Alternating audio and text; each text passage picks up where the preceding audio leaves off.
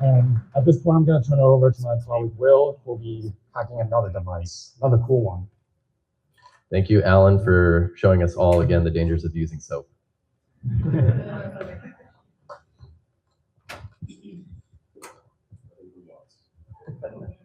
Don't ever use soap.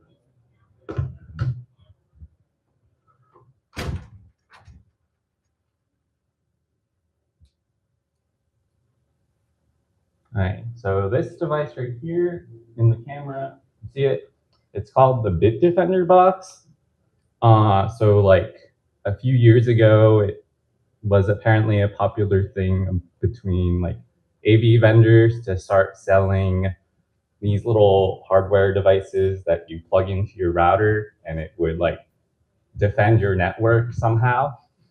So Bitdefender is one of those companies, and the interesting thing is it sells you a subscription. So you have to get a subscription, and it claims it does some of these things. To be honest, I didn't look into any of them because you can just talk to some Lua server on it, and then that was kind of like the boring stuff, where it has like this Lua server that talks to some app, and then that was the thing I looked at. And then I think after they figured out no one was buying any of these, they UL'd it like 3 years later in July 1st, 2021. And no updates, no bug fixes. I think the servers are also down for like the updates, which was a challenge for us, which we'll talk about later. But the exploit is in, so when we were doing target research, we found another group actually took a look at this device as well, and they basically just speed ran me on all the different like attack surface on this device. So there's like different Lua endpoints, and then this one that they used in their slide or their talk was they use this like update auth token feature to remove like the router config, which I also used. And that lets you do like a device update. So what they did was they sent an invalid update, which like kills a bunch of the stuff, and then like they somehow got it into recovery mode, and then the recovery mode firmware actually had a command injection. But the way I'm exploiting it is different. So basically, the update process expects you like send it this like upload backup firmware request, and then it's like a base64 encoded thing, and then decode firmware, which decodes the base64 stuff, and then there's this like checks the MD5 sum, make sure that it's like signed and stuff. And then there's like an RSA key pair that makes sure that it's valid. And then there's this like C++ thing that verifies the RSA, and that looked all okay. But the really interesting part is they actually, in the APKs, they ship the firmware updates as like a asset in the APK. So you get all the firmwares for like getting like the different APKs had different like firmware versions with the valid signature. So we went on like APK Mirror, APK Pure. We found like the latest one, and then we couldn't find for a while like an old version that would have like other bugs that we could exploit. So Alan had a friend named Axel who has a VirusTotal enterprise subscription. So we looked up old APK hashes that we found online, and we got a super old one. And then, so the exploit today will be just, we talk to this upgrade service that's completely unauthenticated, and we downgrade to a very old version, which has a very silly command injection bug that we found by diffing the different updates. And it takes a while because it's like a pretty big firmware. So it's right now it's like decoding the image, and then it has to like reboot, and then we have to pray that after it reboots, I can still connect to it, which sometimes it takes a while. So many exploits have that, and now we pray step. Yep. And yeah, the LED in the camera will actually blink different things depending on the status of like the update. So right now it's blinking white, and then now we're waiting for the device to reboot, which can take a while.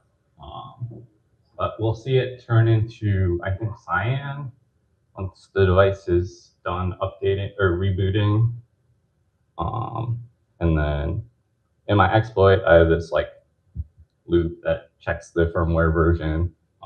And right now it's still up on the old version, or the new version, which then will become the old version.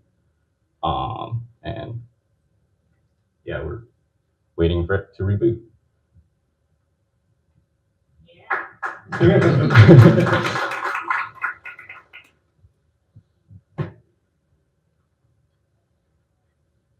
How old is this target again? So it was end of life 2021. I think it's released like somewhere around 2017. So this manual user guide is from 2017. I love the AV companies weren't making enough money off software, so they decided to go to the hardware game. Yeah, we bought a bunch of different ones from different vendors, and this was like an easy one. Like Avast made one, F-Secure, F-Sense or something. F-Secure made one. It's like a dozen of these. Oh, it's doing something.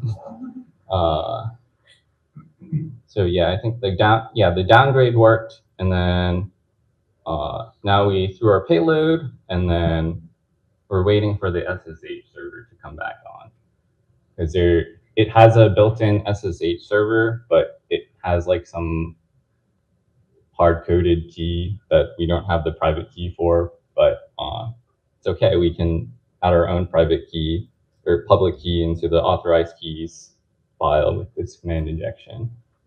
And sometimes the SSH server takes a while to restart or actually start up. But yeah.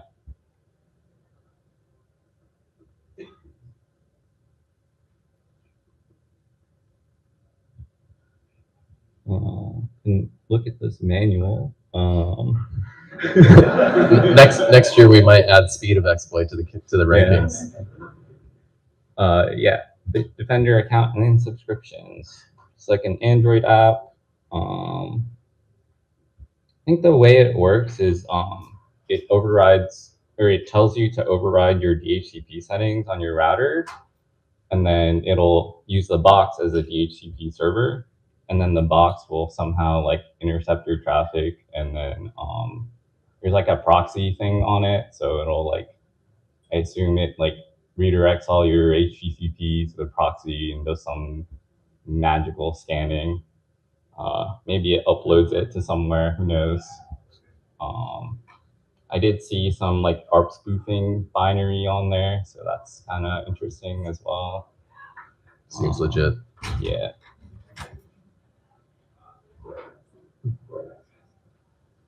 Any initial reaction from the judges?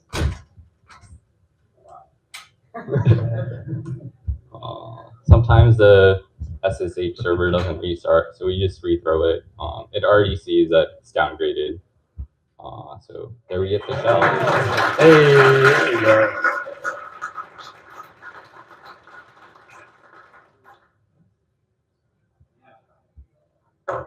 Is there any questions or comments. Got a couple minutes for Q&A on this one. Already running ahead of schedule. Said there was a key already not right key file. Yeah. What key is that? You know? Maybe for like their support or something. I don't know. There's a start SSH like Lua like handler in their web server, so it starts this SSH server with this hard-coded key. So you said the command injection was dumb. Like how dumb in terms of being able to get to? Yeah, so in the check image and recovery command, the MD5 parameter has this like whitelist of different things that I'll try to filter. But I think this was in the newer version. I think in the older version, they didn't have that. So we just kind of like, oh, this is the bug, so. Basic string interpolation, huh? Yep. Yeah, the one annoying part was like, if you notice that the ampersand's not in this list, which is like another like command injection like entry point, but the ampersand character is actually not allowed because the way the HTTP server works, it like interprets it as like a HTTP like parameter thing. Okay. Anything else? Yeah, I mean, in terms of how these boxes would be deployed, if you had a shell on it, what would you be able to do? Yeah, you can sniff everyone's traffic, I guess. You can probably just man-in-the-middle people, because that's what these boxes do. So. Man in the middle is the service. I love it. Yeah. All right. Well, thank you very much. Let's bring on the next person. Alan and Will. So up next. Oh, blinking green, which means it works, because it doesn't normally do that. There we go. Round of applause.